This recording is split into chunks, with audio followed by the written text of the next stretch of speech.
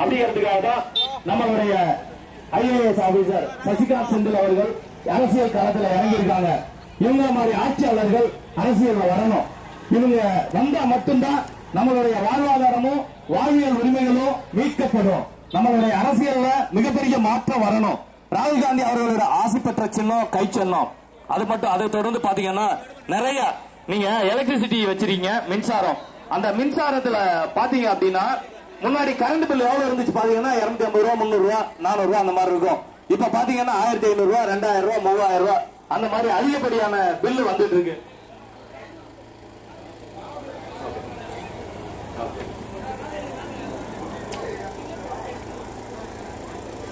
இது தொடர்ந்து பாத்தீங்கன்னா மின்சாரத்துல பல மடங்கு வரி போடுறாங்க. அப்ப இப்ப 1500 ரூபா, 2000 ரூபா, 2500 ரூபா அந்த மாதிரி வரி வருது.